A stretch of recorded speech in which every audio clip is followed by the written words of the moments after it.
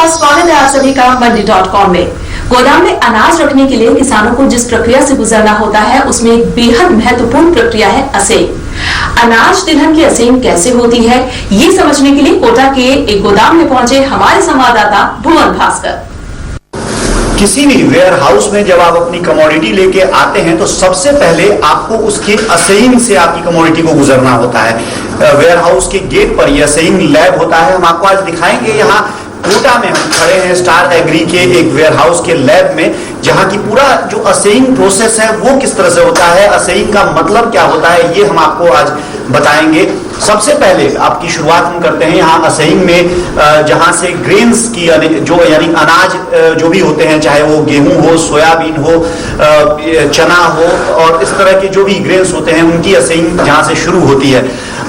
यहाँ क्या कर रहे हैं आप, ये जो असेइंग करते हैं किस तरह से प्रोसेस करते हैं, जरा समझाइए हमारे दर्शकों को। सबसे पहले अपन इसमें ट्रे में सैंपल को मिला लेते हैं अच्छे से, फिर उसमें से अच्छे से मिलाने के बाद में 100 ग्राम उसमें सैंपल लेते हैं और उसके 100 ग्राम में से उसको अपन इसमें छान लेते हैं। छानने के बाद में जो भी रिफ्लेक्शन निकलते हैं जो उसको अपन इसमें रिफ्लेक्शन में इसमें एफएम निकलता है, एफएम और स्प्लिट है, स्प्लिट और डैमेज है। एफएम मतलब आप फॉरेन मटेरियल की बात कर रहे हैं, स्प्लिट मतलब जो टूटे हुए दाने होते हैं वो, और उसके अलावा जो डैमेज है वो जो अपने जो काले हुए मतलब जो खराब क्वालिटी वाले होते हैं, और विल्ड जो होते हैं जो उनको कीड़ा लग जाता है, अपने आप पे कीड़ा खा जाता है, वो कीड़े खाए वही हो जाते हैं वो है। अभी इनका इसके निकालने के बाद में अपन इनका सबका वेट कर लेते हैं।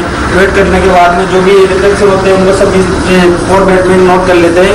नोट करने के बाद में जो भी अपने लैब केमिस्ट के पास में चले जाते हैं, वहाँ से लैब रिपोर्ट जनरेट होती है और इसमें और जो है इसमें अपन मॉइस्चर इसमें मॉइस्चर लेते हैं, मॉइस्चर के लिए अपने मॉइस्चर मीटर में यानी 100 ग्राम कंटेंट में जो भी आता है वो परसेंटेज के तौर पे आप वहाँ दर्ज कर देते हैं। परसेंटेज के उसमें दर्ज करते हैं और फिर हमारे जो लैब केमिस्ट होते हैं उनके पास में चला जाता है, वहाँ से जो भी लैब रिपोर्ट होती है वो जनरेट हो जाती है। यानी ये वो जगह है जहाँ से ग्रेन्स जो अनाज के दाने हैं उनकी असेइंग की जाती है। अब हम आपको वो जगह दिखाते हैं जहाँ जो तिलहन होते हैं, जो तेल के जो बीज होते हैं, ऑयल सीड्स, उनकी असेइंग की जाती है। कैसे ये असेइंग की जाती है ये आपको हम बताते हैं। ये सरसों के दाने हम देख रहे हैं जहां से कि सरसों का तेल निकलता है, इसलिए इसकी असेइंग यहाँ ऑयल सीड की जगह करते हैं। किस तरह से ये पूरी असेइंग का प्रोसेस होता है? जी सर, असेइंग में सर हम इसमें से पूरा मिक्स करके सैंपल को इसमें लेते हैं, कुछ सैंपल को। उसके बाद इसमें से एफएम फॉरेन मैटर को अलग करके और जो क्लीन मैटर रहता है उसे सर 12-12 सेकंड के लिए 2 बार ग्राइंड किया जाता है। उसके बाद सर इसको जो मिक्स ग्राइंड किया हुआ मैटर है उसको सर इसमें मिक्स अच्छी तरह प्लेट में मिक्स करके और सर NIR में सैंपल कप में लेके और उसका मॉइस्चर और ऑयल कंटेंट लिया जाता है। कैसे सैंपल कप कहाँ आप लेते हैं, जरा वो मुझे दिखाइए आप। सैंपल कप इस पे डाल के इसको प्लेट में डाल के इसमें सैंपल कप में लिया जाता है, थोड़ा सा इसको स्टिक करके फिर हम इसको, ठीक है, ये आपका सैंपल कप हो गया। इसमें डाल के हम इशू करके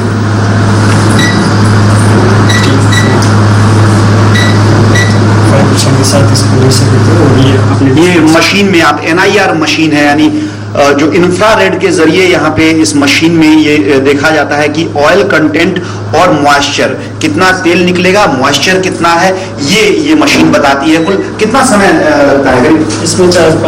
5-7 सेकंड। देखिए ये अभी जो हमने सैंपल डाला था वो यहाँ दिख रहा है कि 7.27% मॉइस्चर है इसमें, ये यहाँ दिखाई दे रहा है, और 35% तेल है इसमें, ये भी यहाँ दिखाई दे रहा है। और ये होने के बाद यहाँ बगल में प्रिंटर लगा हुआ है जिससे कि ये प्रिंट आ गया। देखिए 7.27% मॉइस्चर और ऑयल कंटेंट 35% ऐसा यहाँ पे निकल के सामने आ गया।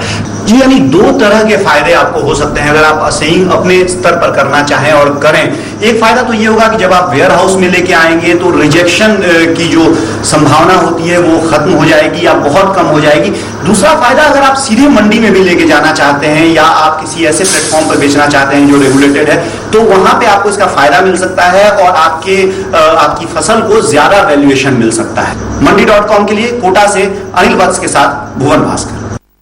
असेंग की प्रक्रिया को और विस्तार से समझाने के लिए आज NCDX पाठशाला में हमारे साथ हैं कोटा के एक गोदाम की लैब इंचार्ज अंजलि खंडेलवाल।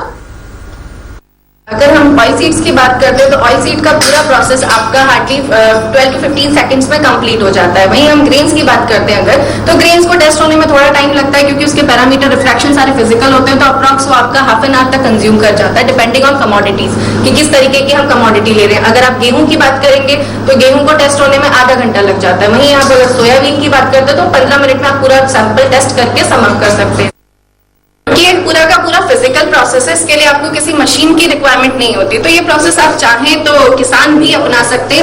आपको कुछ नहीं करना, जो भी आपका माल है, अगर आपने अपने खेतों में से पूरा माल निकाला है अलग, उसमें से आप अंदाजन मिक्स करके खुद ही एक सैंपल मिक्स करें और थोड़ा सा पोर्शन 100 ग्राम या 150 ग्राम उसमें से सैंपल निकालें। निकालने के बाद उसमें से जो भी हमारे रिफ्रैक्शंस होते हैं कि अगर हम गेहूं की बात करते हैं तो उसमें से फॉरेन मैटर चलनियां हम अपने जो नॉर्मली घर में यूज आती हैं, आप चलनियां वो भी यूज कर सकते हैं। इसके लिए वो चलनियां यूज करके उसमें से छान कर आप फॉरेन मैटर निकाल सकते हो। फॉरेन मैटर में कचरा है जितना भी उस सैंपल के अंदर, तो कहीं ना कहीं आपको एक आइडिया मिल जाएगा, क्योंकि इसका सीधा फर्क आपकी कमोडिटी के वैल्यूएशन पे पड़ता है। वैल्यूएशन पे कैसे पड़ेगा? इसके लिए सबके लिए जो भी आप कमोडिटी लेकर आते हैं, प्रिस्क्राइब लिमिट होती है हमारे पास में। चाहे आप बैंक से फंडिंग लेना चाह रहे हैं, चाहे आप उस माल को एनसीडीएक्स में डिपॉजिट करना चाह रहे हैं, सबके लिए अपने पास एक लिमिट है।